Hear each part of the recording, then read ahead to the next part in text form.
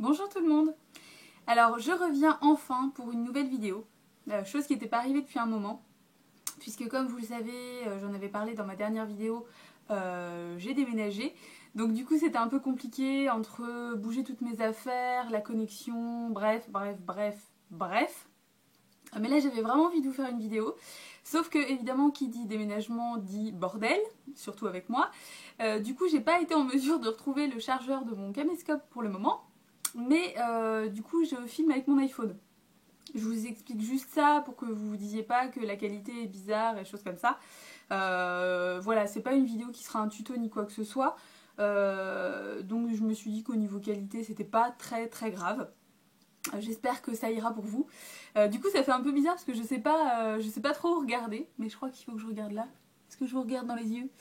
Du coup, aujourd'hui, on vient pour une vidéo un peu particulière puisque c'est une vidéo que j'ai jamais fait. C'est pas vraiment un tag, mais bon, c'est une vidéo à thème et c'est la vidéo Products I Regret Buying. Donc les produits que je regrette d'avoir achetés. J'en ai quelques-uns et effectivement, c'est des vidéos que j'aime bien regarder. Donc du coup, je me suis dit que pourquoi pas en faire. D'autant que les produits que je regrette d'acheter concernent parfois des marques qu'on voit pas forcément tellement dans ces catégories-là. Donc du coup, on ne va pas plus blablater et on va rentrer dans le vif du sujet du pétage de gueule. Donc du coup, on commence, je vais peut-être le faire puisque je vois qu'en fait ça se regroupe en plusieurs marques, enfin il y a certaines marques qui contiennent plusieurs produits que je regrette d'avoir achetés.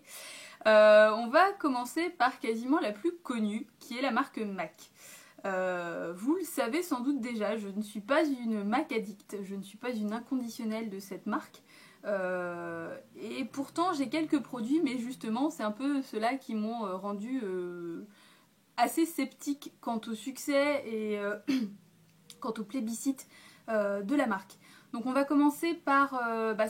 j'avais acheté en fait au moment de la collection Venomous Villain.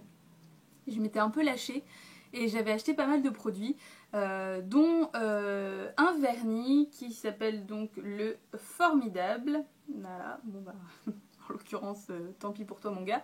Alors je ne vais pas vous faire de swatch ou de zoom ou de ce que vous voulez parce que vous comprenez bien que vu les conditions c'est un peu compliqué.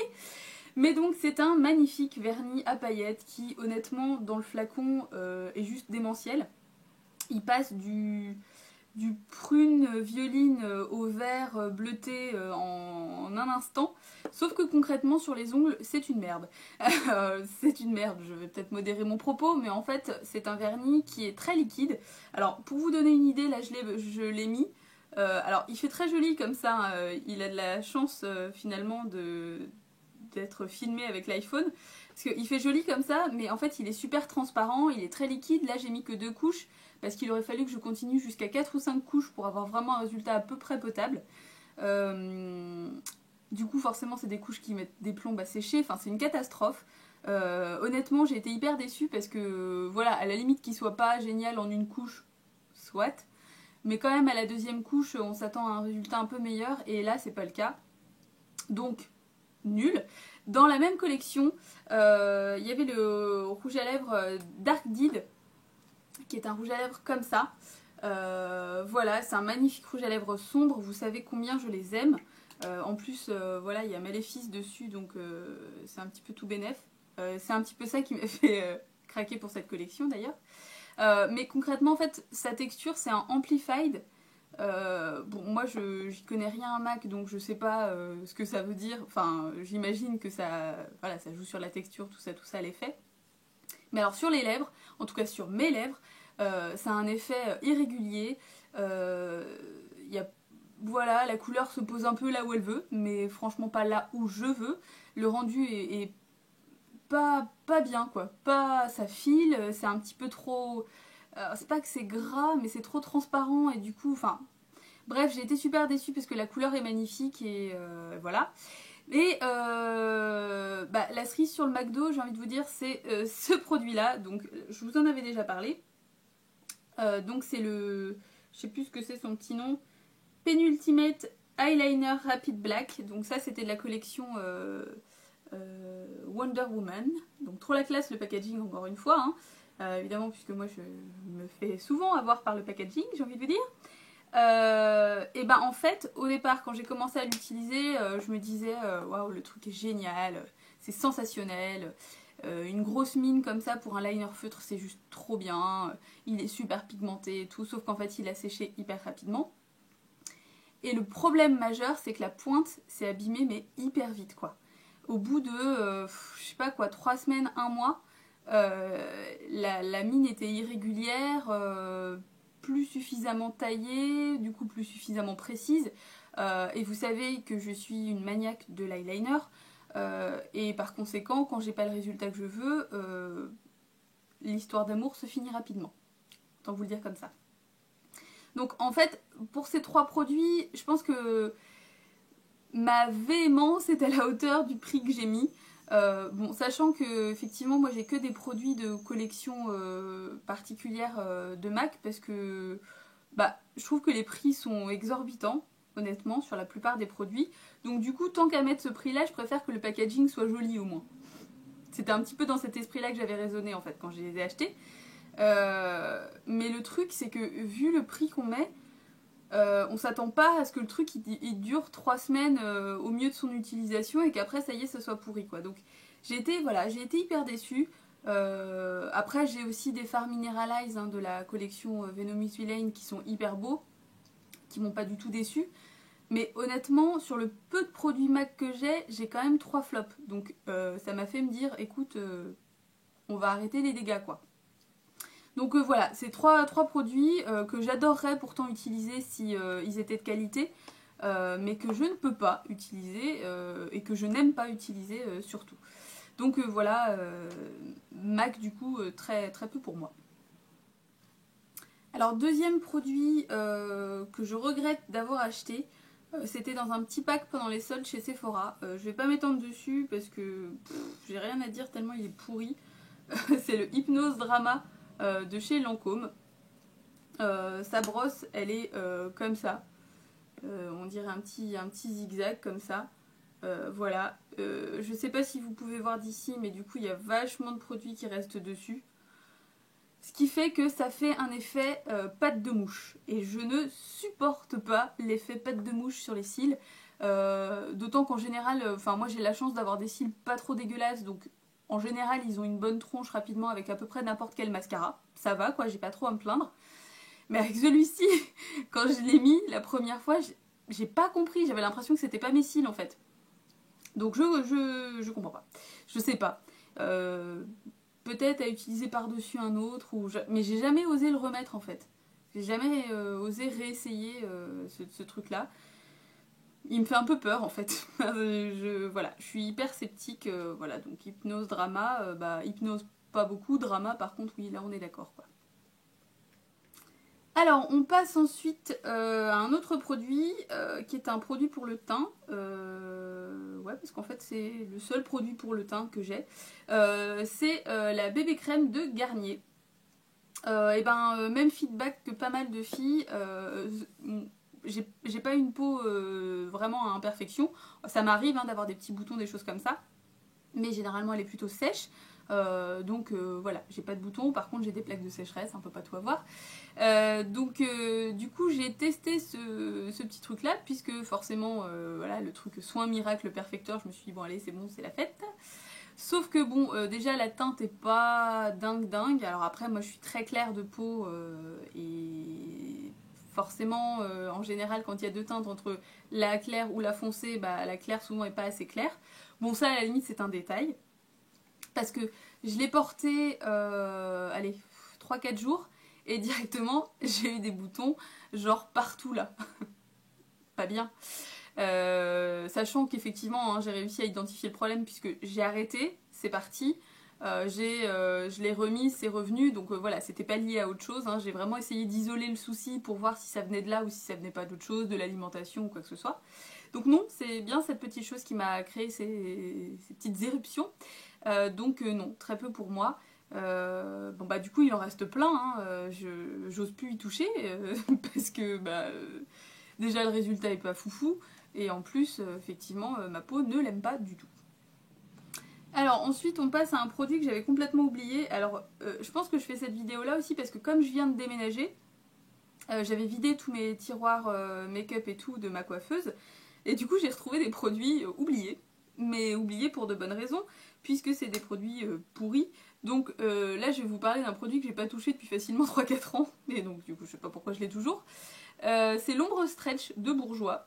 Donc bon bah la promesse c'était couleur ultra extensible, ultra stretchable color, avec des microsphères de nylon. Donc ben ça parle de soi, hein, le petit bourgeois est toujours dessus sur le phare. Euh, je sais pas, je sais pas. Soit je sais pas l'utiliser, parce que c'est ça aussi, moi, qui me gêne parfois dans ce genre de vidéos, c'est que parfois les produits plaisent pas simplement parce que soit c'est pas adapté à la carnation, à la peau ou choses comme ça, soit c'est simplement qu'on s'en sert mal. Donc peut-être que c'est parce que je m'en sers mal, mais en tout cas, je vois pas l'intérêt. Elle est pas intense cette couleur, en fait, du coup ça fait un espèce de gris, enfin je sais pas. Sur la pub ça avait l'air génial, comme toujours, mais dans la pratique c'est pas jojo. Alors ensuite, on va passer à un produit. Alors là pour le coup, c'est pas un produit, c'est pas un mauvais produit, mais c'est un produit qui est pas adapté à moi. Ça je le sais. Je pense que c'est un produit qui dans l'absolu est plutôt pas mal. C'est les Long Lasting Color Lip Marker de Kiko. Donc ça c'est une vieille version. Par contre ça c'est une version qui date de la collection, donc pas cet été mais l'été d'avant. Et entre temps en fait ils sont sortis dans la gamme. Et j'ai eu l'occasion de les retester et ça ne s'est toujours pas adapté à mes lèvres. En fait le problème c'est que moi j'ai les lèvres très sèches et en fait j'ai des petites lèvres de vieille. Je vous dis ça, c'est pas manifeste comme ça, mais en fait si je mets des trucs trop secs ou trop... ou à l'opposé trop glossy, bah ça va filer dans les plis et c'est juste l'horreur quoi. Donc c'est pas génial, c'est pas très glamour et c'est surtout pas l'effet que je recherche. Donc du coup, bah, ce petit truc là, oui la couleur dure longtemps, c'est super cool pour ça parce qu'on a l'impression de rien porter. Mais par contre sur mes lèvres ça convient pas du tout, c'est vraiment trop asséchant. Donc du coup c'est dommage parce que j'aime beaucoup le rendu. Mais je sais que quelle que soit la marque en plus je pense que ça fera ça tout le temps. Donc ben voilà, les feutres à lèvres pour moi ça marche pas. Alors ensuite on passe à deux produits assez similaires de la même marque, de la marque ELF. En fait c'est le Lip Definer and Shaper qui est comme ça, qui a un crayon double. Donc là a priori on redessine le contour de ses lèvres et là on shape. Alors je sais pas, define and shape, pour moi c'est un peu la même chose. Si ouais non, définir... Bref, enfin bref. Bon, vous voyez la perplexité face à ce produit. Bon, en plus, ce que je trouve pourri sur les deux, c'est le système du taille-crayon dans le bouchon, parce que c'est dégueulasse. Voilà, il n'y a pas d'autre mot, hein. C'est nul. Et puis, c'est surtout que... Alors, bon, le Lip Definer and Shaper, en fait, j'en ai pas besoin. Je pense que c'est surtout ça, en fait, qui fait que je m'en sers pas, c'est que j'en ai pas besoin. J'en ai pas l'utilité.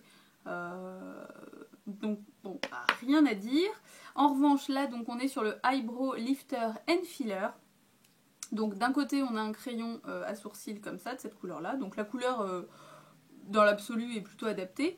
Et là, on a le lift. Donc là, en gros, c'est du coup un crayon un petit peu genre correcteur pour passer en dessous et redéfinir, avoir quelque chose de super bien défini. Vous savez que moi, c'est quelque chose que j'aime bien. Donc voilà. Par contre, donc, le crayon à sourcils est trop gras. Alors je sais qu'il y a des gens qui aiment bien ça, moi ça me colle les poils, donc c'est pas très joli à dire, mais c'est le cas, c'est pas joli, le rendu est pas bien, en plus c'est un gros jumbo, donc au niveau précision, autant vous dire que c'est limite, du coup faut le tailler souvent, mais du coup la couleur, enfin les petits résidus restent là, enfin bref c'est dégueu, voilà c'est pas bien, et le côté du coup lift, bah la texture est un petit peu trop... Enfin, ça fait des paquets en fait. Ça s'estompe pas super facilement. Du coup, ça fait quelque chose de pas naturel du tout, mais autant le naturel, bon, on aime ou on n'aime pas, voilà. Mais c'est surtout que le rendu est pas joli, quoi. De toute façon, quand on redessine à fond ses sourcils, c'est pas forcément qu'on cherche quelque chose de super naturel, mais au moins que ce soit joli et bien fait. Et là, avec ce crayon-là, c'est ni fait ni à faire, quoi. Ni au niveau du remplissage, ni au niveau de la définition. Donc nul. Voilà. And last but not least, on retrouve une autre marque qu'on n'a pas forcément tellement l'habitude de retrouver dans les flops. Enfin si, ça peut arriver, mais bon, voilà. C'est la marque Urban Decay. Donc moi, en flop, j'ai cette palette. Alors ne me jetez pas de cailloux. Je sais que beaucoup l'aiment et que surtout beaucoup sont tristes de ne pas avoir pu l'acheter puisque elle est en rupture, enfin elle n'est plus éditée, c'est une édition limitée. C'est la Book of Shadow New York là avec le petit... je vous montre le petit truc qui s'ouvre. Voilà, c'est très mignon, c'est très joli, c'est la fête. Bon, la palette se présente comme ça, avec ces couleurs là. Et en fait, je l'ai réutilisée il n'y a pas longtemps. Et concrètement, je me suis dit, tout ça pour ça. Voilà. En fait, je crois que Urban Decay, c'était une marque que j'aimais bien avant. Et puis, je sais pas, à un moment donné, je me suis dit, mais un peu pour qui ils se prennent en fait. Parce que, je sais pas, en fait, au final, je trouve que voilà, les fards sont pas si dingues que ça. Là, moi, quand j'ai réutilisé ma Book of Shadow... Oh, y arriver. Ma Book of Shadow...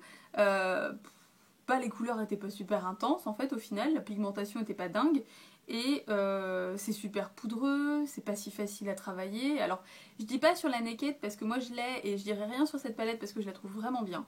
Je trouve qu'elle est adaptée à tout le monde, les débutantes comme les expertes entre guillemets, mais je sais pas, voilà, Urban Decay ça m'intéresse plus en fait. Je pense que le petit souci qu'il y avait eu aussi avec les tests sur les animaux, là où à un moment donné ils voulaient vendre en Chine et donc ça supposait des tests et tout, finalement ils l'ont pas fait, mais voilà, je trouvais ça un petit peu gonflé de la part d'une marque qui met vachement en avant le fait qu'ils ne testent pas sur les animaux, de finalement un peu retourner sa veste comme ça. Voilà, je trouve ça un peu snob, je trouve pas ça... Ils se reposent un peu sur leurs acquis, ils sont plus si créatifs que ça. Enfin, voilà, c'est une marque qui m'intéresse vraiment plus en fait. Voilà, donc du coup dans les flops on retrouve aussi le Pocket Rocket. Bon, pourquoi c'est dans les flops? Je pense simplement parce que c'est un gloss et qu'en fait les gloss ça me gonfle. Je trouve ça moche. Je trouve que ça vaut pas le coup. En fait, je trouve que ça n'a d'intérêt peut-être que sur les photos en fait, mais ça tient pas. T'as tes cheveux qui s'accrochent dedans. Moi, dans mon cas précis, ça file dans les plis, bref, c'est pas joli. Donc voilà, concrètement, c'est pas un produit que j'aime. Le seul intérêt qu'il a, c'est que il sent l'apéro. Il sent la noix de cajou, enfin il sent les petits fruits secs grillés là. Ouais, les cacahuètes ou les trucs comme ça, quoi. Bon, c'est pas forcément le but initial d'un gloss. Donc, le packaging est très joli, ça c'est toujours ça, hein, chez Urban Decay, le packaging est très joli. Mais voilà, ça me... Non, ça m'intéresse plus, cette marque ne m'intéresse plus. Donc voilà pour mes Product I Regret Buying. J'espère que cette vidéo vous aura plu, elle est un petit peu longue, je m'en rends compte, je suis désolée. Mais bon, en même temps ça faisait longtemps et vous m'avez tous réclamé des vidéos. D'ailleurs vous avez été adorables pour ça, à tous vous inquiéter de savoir où j'étais, si mon déménagement se passait bien. Donc tout se passe bien, il n'y a pas de souci. Effectivement voilà, il y a encore 2-3 trucs à mettre en place, à trouver peut-être une meilleure façon de filmer parce que vous voyez que c'est pas l'idéal. Parce que j'ai une fenêtre juste derrière moi, donc c'est pas forcément évident en termes de luminosité, mais je ne vous oublie pas, je vous invite encore une fois vraiment à me suivre à la fois sur Instagram, comme sur Twitter, comme sur Facebook, puisque c'est là que vous aurez le plus de nouvelles de moi, puisque j'essaye régulièrement de simplement avoir votre avis sur certains trucs, poster des photos, voilà. Donc du coup pour ceux qui me suivent que sur YouTube, vous pouvez voir que ma frange est revenue. Mazel Tov. Oui, elle est revenue parce que voilà, je pense qu'elle et moi on est liés pour la vie. on s'aime. Donc voilà. Et puis sinon, quoi vous dire, bah non, voilà, j'espère que vous allez tous bien. Et en tout cas, merci de votre fidélité. Vous êtes bientôt 2000, je crois, sur Facebook à me suivre. Je sais plus exactement combien vous êtes sur YouTube, mais vous êtes un nombre faramineux et impressionnant aussi. Donc ça fait toujours aussi plaisir. Je ne suis jamais loin. Je n'arrête pas YouTube ni quoi que ce soit, parce que je sais que certaines se sont un peu inquiétées de ça. Donc non, hors de question. J'y suis, j'y reste. Et j'y reviens bientôt de façon plus régulière. Mais effectivement, je veux essayer de faire ça bien. Et puis j'essaierai de vous faire plus souvent effectivement des petites vidéos un petit peu genre de tag ou de choses comme ça sur des produits que j'ai aimés ou pas. Parce que je pense que ça peut être sympa et j'ai l'impression que ça vous plaît. Voilà, en tout cas je vous fais 1000 bisous et je vous dis à bientôt. Salut!